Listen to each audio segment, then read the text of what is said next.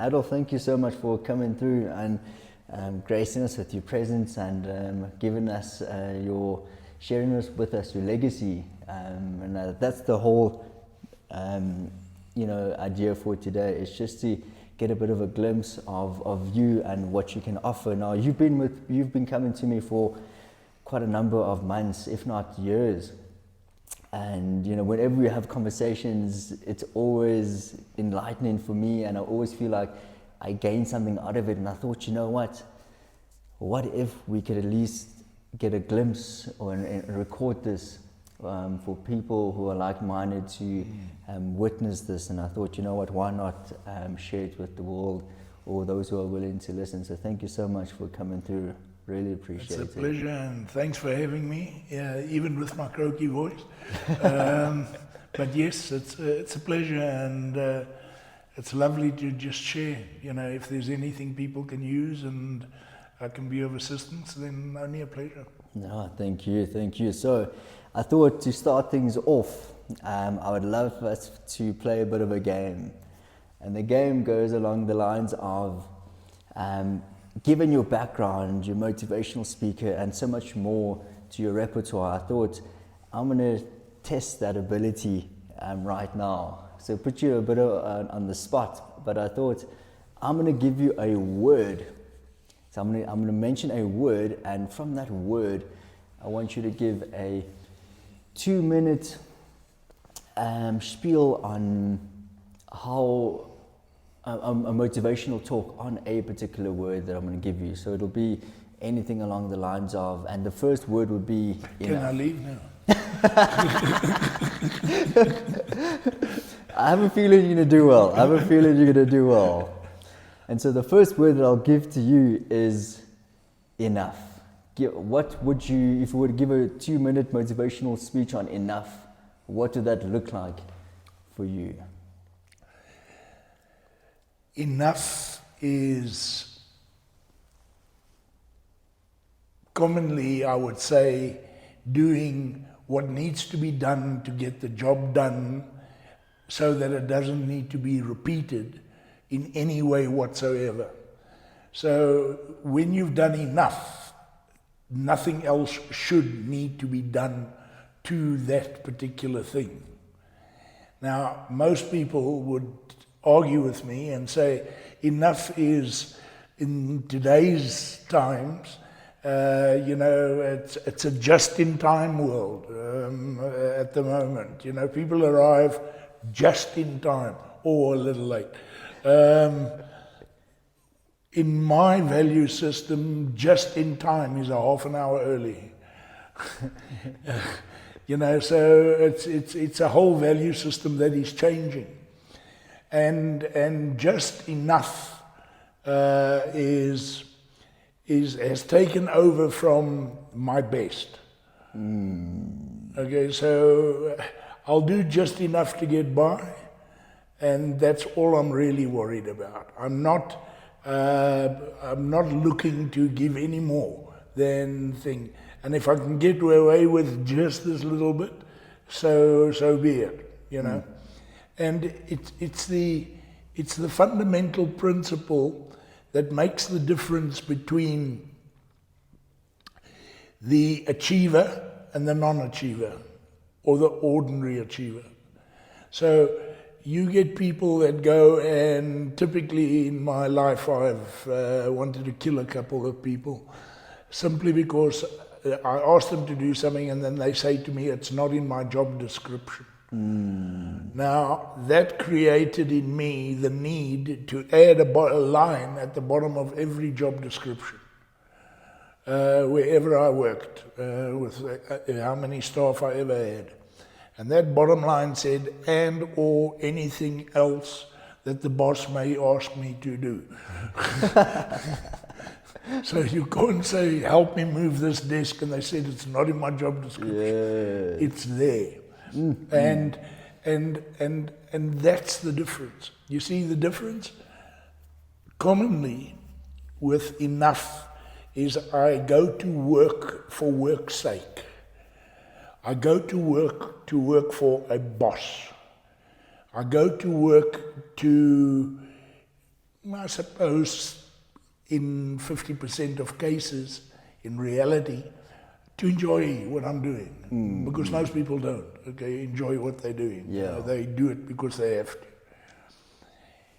The difference then is I've got a job, I work for a boss who pays me a salary, which I'm continually complaining about, Yeah. okay, and I'm doing just enough.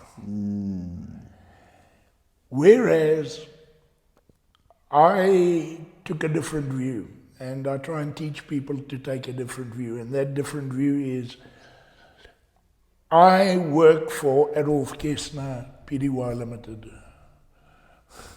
I don't work for First National Bank or whatever the case may be. Yes. And I sell my services to the bank for a fee. And my fee will either be allowed to be raised depending on my level of delivery. Yes. So I'm in charge of my delivery. I'm in charge of what I do when I arrive in the morning. I'm in charge of taking a 5-minute smoke break rather than a 20-minute smoke break. I'm in charge of all those things. Whereas people that just, so who do you work for? Oh, I work for XYZ company. And I always say to them, no, you don't. You work for yourself. And it's what you put into yourself and the pride you have in your delivery and what you're giving that makes the difference. Jeez, what a start. Okay, next word. Vision. Vision. Vision is a difficult one. Most people have a major problem with vision. And we see it in every boardroom, in every company's documentation, our vision, our mission, and our statements and things like that. And quite frankly, it's a bunch of bull. Okay, generated by a bunch of senior managers out in the bosberaad in the bush, drunk as skunks. Okay, they come up with these idiotic ideas, and they put them in fancy words, and they have a meeting with the staff and say, our mission is to be the best person in town, to make the best products, whatever, okay? And quite frankly, horse, okay? Absolute horse manure, okay? Because that's the window dress that you've got to put up on the wall, okay? The difference is,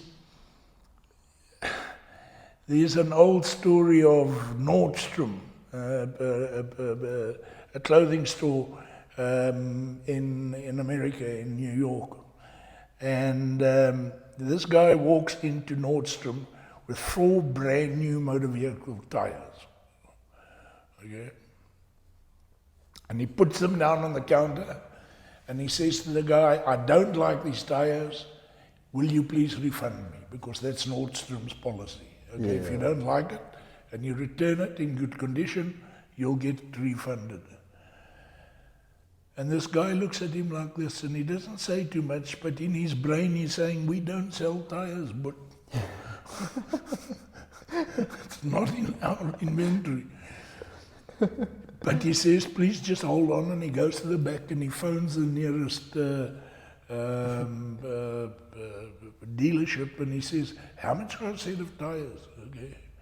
And they tell him, and he goes to the front and he says, sir, thank you very much for bringing these back. Here is your so many dollars. And this guy walks out the door, and the manager comes to him and says, but what are you doing? We don't sell tires. How can you? So he says, that customer didn't know that, but he'll never forget us. and therein lies that principle of just saying, what do I do to make that difference? Yes. Amazing. Okay. Failure. Fear is your motivator. Okay, so if you are not scared, like me here today, and I've spoken a lot, but I was very nervous about today. Not only because you gave me 5 minutes to prepare, but just generally speaking. The problem is people fear things, and fear is real, okay? Fear is, some people try to say false evidence appearing real is a definition of, some of my colleagues use that as a motivational thing, okay? I don't. Fear is fear. You see a spinnekop there. I mean, if a snake slid across this floor right now, and you wanted a door somewhere, I'd make it for you, okay? I'd go straight through the wall, okay? Because I am dead scared of snakes, okay? So, fear is real. And it motivates you, it energizes you, it gets your adrenaline flowing. And the problem is that people then let the adrenaline take over. And the trick is to learn to manage that adrenaline inflow into your system. To manage that adrenaline. Because if you can learn to do the breathing exercises, the deep breathing exercises, 10 or 20 of those before you go on stage, backstage, or before you go into the meeting where you've got to deliver an address to the board or something like that, you just maximize the oxygen in your bloodstream, okay? You completely calm yourself down, okay? And then you walk in, still fear. You're still scared, but you're calm. And now you've taken that energy and now you kickstart, because now you're not going whoop, whoop, whoop. Now you're going to move that ball all over the park, okay? and that's the difference. So fear is your motivator. And all we need to do is learn to manage that fear, okay, and manage that flow of adrenaline. It's the same as, it's the opposite to fear is failure, okay? Now, failure is a very interesting, failure is your teacher. I love that. Okay, failure is failure. There is not one of us ever in the world that hasn't failed. When we were a baby, okay, and our mothers put us on the carpet in the lounge, and we went down, and we were lying there, we could do nothing. We just had to lie like this and go, go, go, go, and whatever. And slowly but surely, we learned that we could do this. And then, hey, the world looks different from here. Yes, yes. And then we would, our moms and dads would pick us up, and we would go wobble, wobble, wobble down again.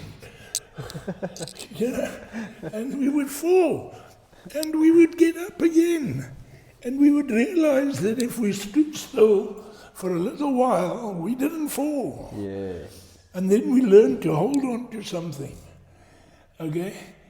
And every experience of failure is a learning experience. It's not a bad thing, it's a good thing. Yes. Because if you never failed, how are you going to learn anything new? And that is the difference between those two. And I'm fascinated by people that say, "Oh, I had to do a talk, and I really," let's be kind to the machine and the ears, "I really messed up." Okay. My question is always, so did you manage to video it? And that is a tip to anybody listening. Whenever you speak, make sure that it's being recorded. Okay, so that you can watch it afterwards and learn. Yeah. Because that's the only way you will learn. You will learn what works. You will learn what doesn't work. Your audience will tell you. Yeah. In 2 minutes, Absolutely. Hey. Okay, we'll end off with one more word. Yes. Hope. Hope. Hope is a useless word. And I say that because I can tell you now that I hope that on Friday night I'm going to win the lotto. But I haven't even taken a ticket. Okay. Yeah. Okay. But I hope that I win the lotto. Okay. But chances are 0 to 0 minus whatever. And the problem with hope is it relies on somebody else to do something. When I hope that I will get better, I know that I'm relying on somebody else to do things. Now, everybody says, oh, I hope the weather will get better. It will, when God decides to make it better. Type of situation. We can, But hope in itself as a thing, I really hope that you are going to have a successful operation tomorrow. Yeah. Okay? And yes, somebody phoned me last night and said to me, Dolf, how's it going? Are you scared of this operation that you're going to have to undergo tomorrow or whatever? So I said, yeah, I've thought about it. Yeah. But I had to make a couple of decisions. So they say, I hope it goes okay. So I said, I hope it doesn't. Because I hope means that I've got no faith in the surgeon. I've got no faith in the anesthesiologist. I've got no faith in the staff in the theatre. I've got no faith in the procedure that they're going to perform. That's what hope does. Yes. I hope it goes better. All right. I don't. I believe. I believe. I believe that the surgeon has the skill. Okay, and I've done my due diligence. Yeah. I believe that the anaesthetist knows what he's doing. Otherwise, he wouldn't be there. He'd just be killing people left, right, and centre. Yeah. And so forth and so on. So, my take on hope is it's false. It's false. I hope I have 25 children. It can't happen. Okay. But I hope is just not there for me. It doesn't mean anything to me. And so replace. But I believe. I believe is my alternative to hope. I believe that it's going to happen. And why do I believe it? Because I've researched it, I've done some homework on it, and I've done all those kind of things. Yes. I don't just turn around and say, I hope that I have a successful speaking business. Okay? Well, I've got to do a serious amount of work if I want to make that work. I've got to believe in it, I've got to train in it, I've got to learn in it, I've got to practice in it. And 15 years later, then maybe I achieve what I'm looking for. Yes. And I think that's such an important point is, and whether you want to say faith without works is dead or belief without action is dead, you need to be able to act. Absolutely. Action is the key to everything. If you don't take that first step, you're going to go nowhere. Yeah. That baby that I was talking about on the floor here just now. I mean, he plots the first time and said, this is bloody difficult, I'm not going to do it anymore. He couldn't lie there and say, I hope I can walk. Okay. It's just not going to make any difference. Yes, that's powerful. So, Adolf, you and I have something very much in common, and that is speaking. And speaking because I realized that the one thing and that I do have, or that I can work on. I can't sing, I can't dance, I can't play an instrument, but the one thing I do have is the ability to... Sure, I was hoping you weren't going to go any further there. And we can all speak, you know, and I think that's the reason why I've become so drawn to speaking, because I realize it's an art form. Yes. That you listen to Martin Luther King and you look at Farah Khan or all the great speakers, and you realize that it's actually a skill. And I thought, if I can hone onto the skill and equip myself on how to be a better orator, that would at least allow me to express myself in a way that I feel authentically I'd like to express myself. And this is a field that you've really done your due diligence in. You've researched, you've implemented, you've done your work. And so, you know, as someone who is wanting to be where you are in terms of speaking. Yeah, the need to speak and put your thoughts into logical format with we always just use the abbreviation beginning, body and conclusion. Those are the three fundamental breakdowns of a speech. A speech, a presentation, whatever it is. It's got to have, if it's going to be of any good, you don't want just a rambling bunch of words flowing and things like that. Gachabuthelezi, he is a rambler of note, okay? I once tried to listen to his State of the Nation for the Zulus many years ago, 25 years ago, and he hasn't improved much.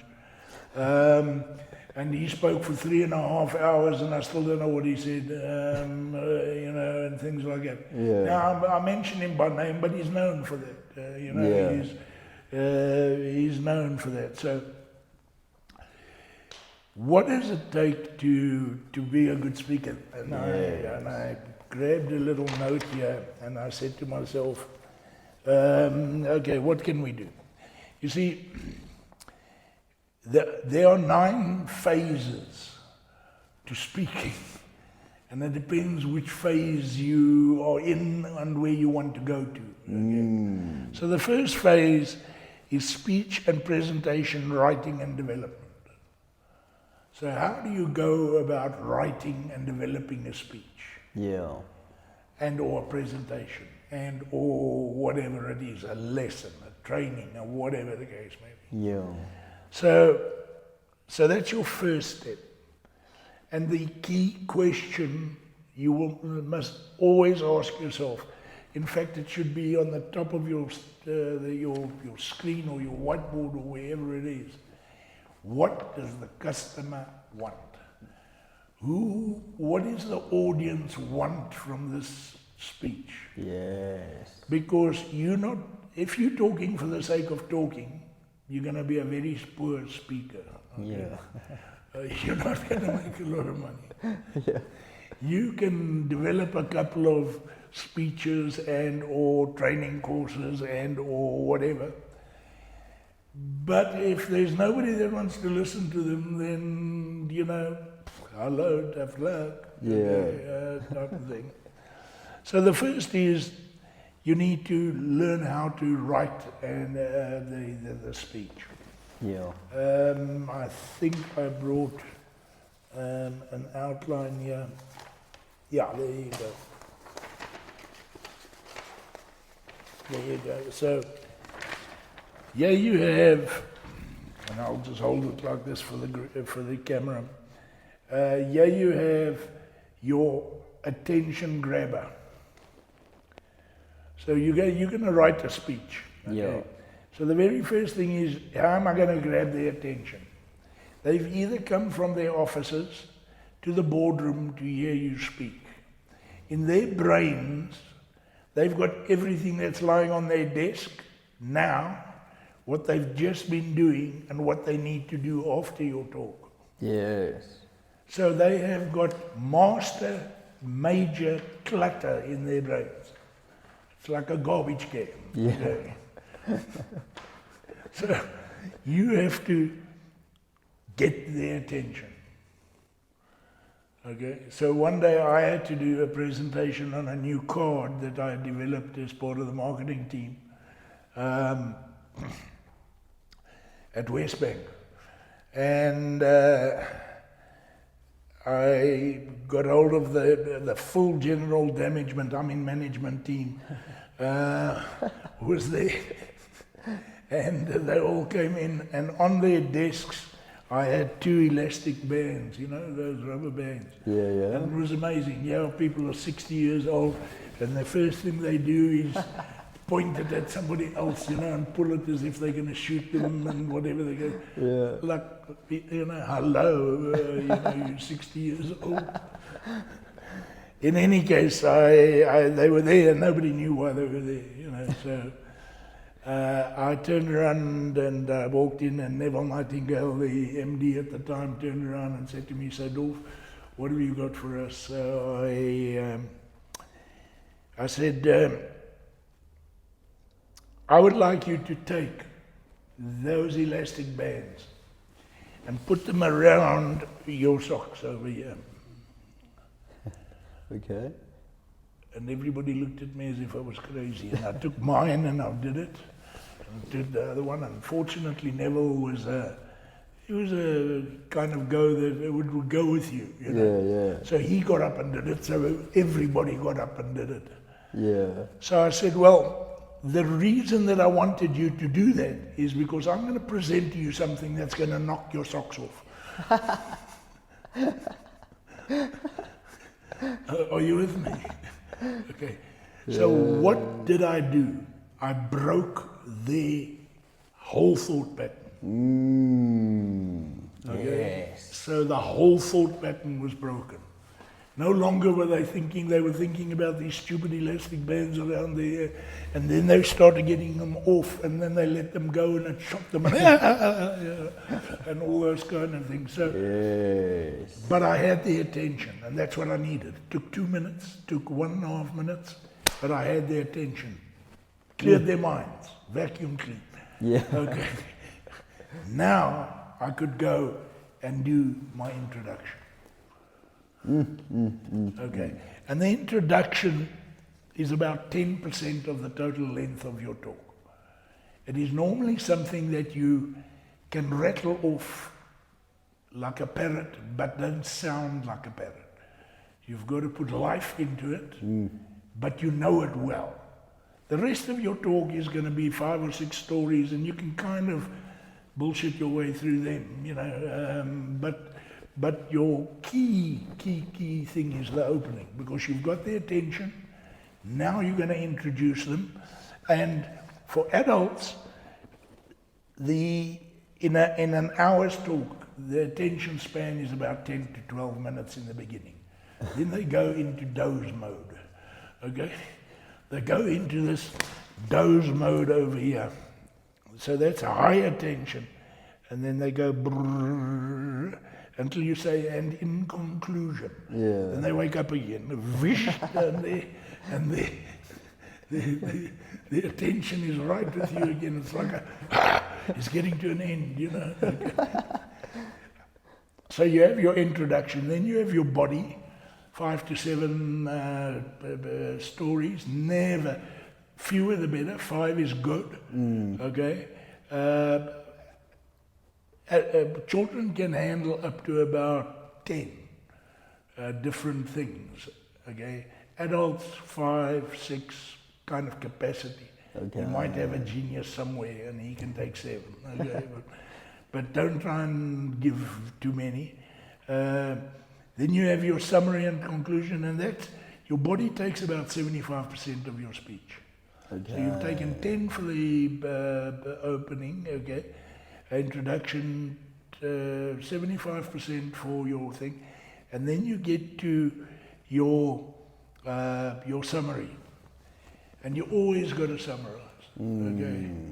You know, you always got to summarize because they're not going to remember those 5-6 stories because as sure as nuts their brain has gone back to their office again.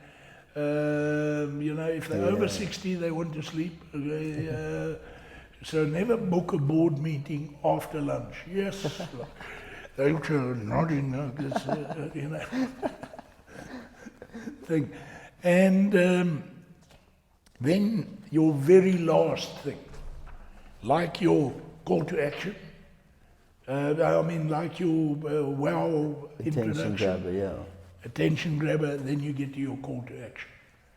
What do I want you to do right now?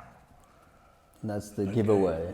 Huh? Is that the giveaway? No, well, it's not the giveaway, it's the action. It can be the giveaway. But in this case, I wanted a signature on a major new product development. Okay. Okay. And I turned around and I said, how do you guys feel? And nobody kind of asked too many questions. And I said, okay, Nev, looks like we've got the crowd. Will you please sign? Yeah. And he looked at me like that and he said, you're a shrewd man. And he took his pen and he signed the approval for the development. So that's your general outline. Okay. Now, if it's only a wedding speech, you know, don't make it an hour. Yeah, This yeah. is based upon an hour's talk, okay, Yeah. or a 3-hour talk, or whatever. But it can be a 7-minute talk. Wedding speeches. The minute that the parent starts getting over 5 minutes, start throwing things on the peanuts from the table at him. Okay, Yeah. you know, they try and steal all the glitter at a wedding or something like that. Get off the stage. It's not yours. It's theirs. You know, type of thing. Yeah. You know, it's, and then they want to start with a story. Oh, I heard a good story. You know, a joke of some sort. Yeah, yeah. Give me a Sten gun or something like that. Let me shoot this bugger, you know. Yeah, yeah. Everything everybody believes it must start with a funny story. I don't know why, you know. Start dramatic. Why? You know, and, everybody will be awake. Yeah, yeah. Well, you know, if you're going to be doing the wedding speeches, can you believe that I've given my daughter to this idiot? You know, everybody's going to say, what the hell is going on here? You know, that kind of Yes, you know. yes. But it's always, oh, and you're such a nice guy, and we want to welcome you into the family, and oh my God, okay, Yeah. go to sleep. You know. So, then there's, in terms of the speaking development, there's writing the speech, the speaking skills. The use of voice, body language, gestures, all those kind of things that go into a speech. Your props that you are using, everything like that. Yes. So those things are critical. So those are the two pure speaking steps. Okay? Yeah, yeah. Phase 3 is presentation skills. Phase 3 then is if you're going to be using props or slides or that kind of thing, okay, then you need to learn those skills. And that's a real, those first two are science. It takes some people 5 years to learn that. Yeah, yeah. Presentation skills, I mean, you've sat in presentations and death by PowerPoint, death by PowerPoint, you know. No break, no sound, no nothing, you know. Yeah. What I want to tell you today is point 1, point 2, point 3. It's terrible. You know, it's terrible stuff. Okay? Yeah, yeah. So you need to learn your presentation skills and how to use them.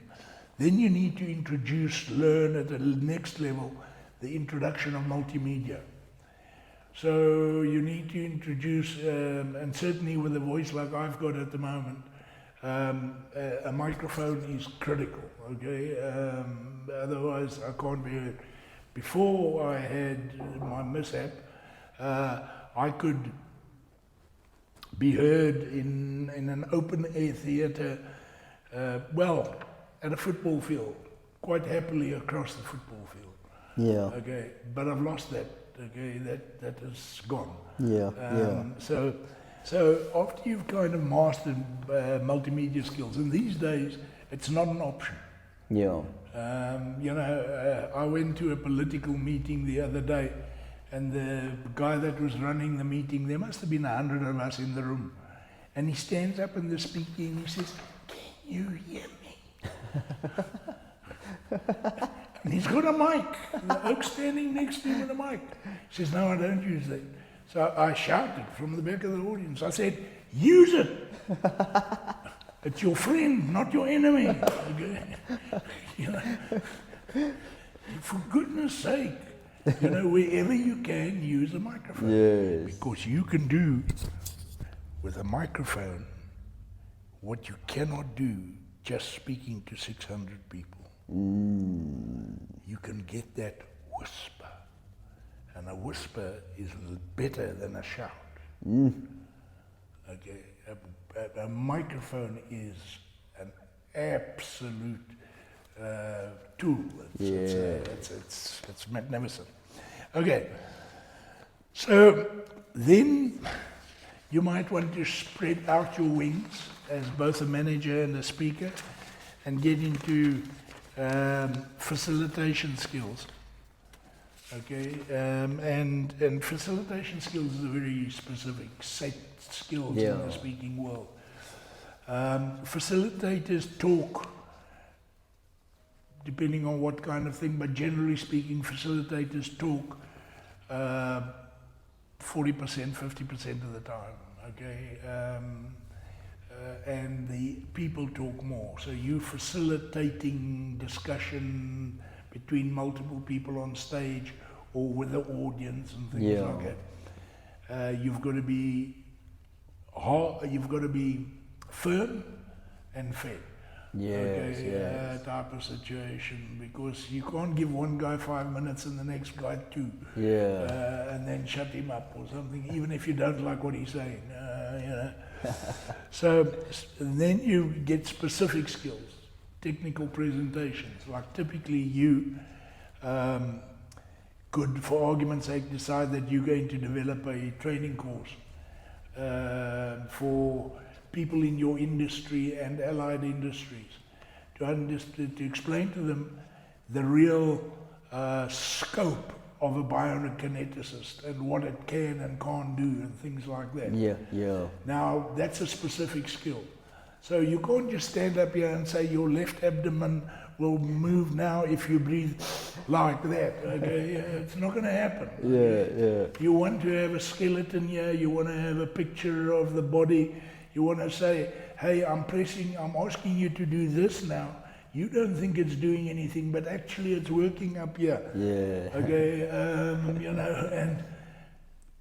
and then they turn around and say, "You, okay, it's not just the breathing class, okay." Okay. Then you get mentoring as another spin-off to coaching and everything, and then becoming a presentation seeker and not a presentation avoider. What am I talking about? I have no idea. Normally you're at a workshop, conference, meeting, whatever the case may be, and the facilitator turns around and says, "Who would like to say that?" And the first thing is, all heads drop. Okay? Yes. Everybody's heads drop. Some people run around, climb under the table, hide behind the bloody bushes, okay, because they don't want to be in the limelight. Okay? That is what I call a presentation avoider. Okay, stop avoiding presentation. Become a presentation seeker. Yes. That's when you learn. You can only become a better speaker if you speak. You can't lie in your bed and have this wonderful speech with yourself. The angels won't clap. No matter how much you talk to them. So you've got to get up there and speak. And my minimum requirement with my mentees and when I'm training people to speak is to do a formal presentation once a week, minimum. Sure. Okay? Absolute minimum, once a week. Okay, they've got to do some form. Even if you go and hire 20 oaks sitting on the street wanting to be painters, hire them, give them a Coke and a loaf of bread, and talk to them for 25 minutes. They're not caring, but you need an audience. Yeah. You need some reaction. Yes. Type of situation. Buy a crowd. I don't care, but you've got to do that kind of thing. 100%. So that's it, bud.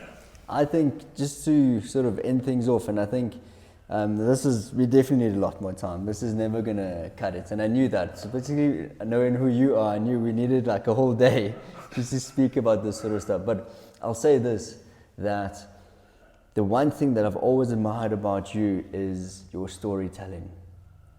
There's something about the way that you tell a story that is captivating.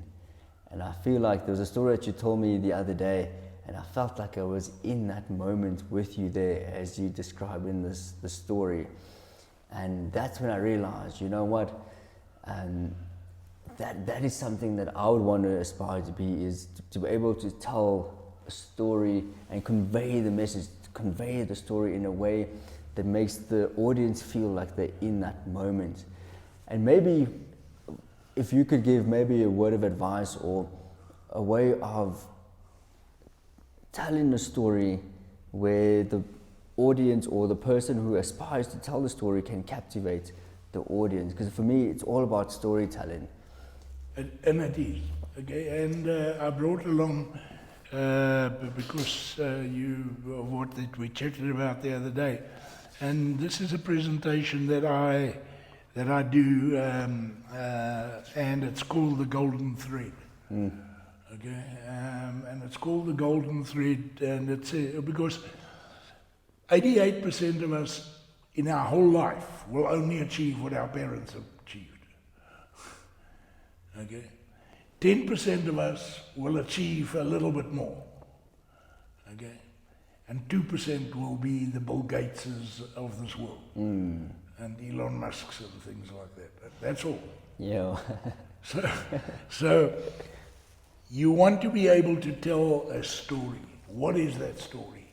So I've got an outline of what it is to tell a story, and taking a thread, like a golden thread, all the way through from the beginning through to the end, where in this particular case the ending of the story is, it's all about the journey. Okay, and then I play a video clip which highlights that thing. Yeah. And it's the journey that you take people on. Yes. It's not just a wham bam, thank you ma'am kind of situation. Yes. But we can do another session on that specifically. We're gonna have to. I think there's definitely a lot more to this, and there's so much things that we wanted to chat about, but just given time constraints, we're not going to be able to get to that. No, absolutely. But Adolf, really thank you so much for coming through today. There'll definitely be a part 2, so don't worry about it. But really, part 2. most probably. I really thank you so much, and really appreciate it for you coming through today. Bud, thanks a lot, and thanks for inviting me. And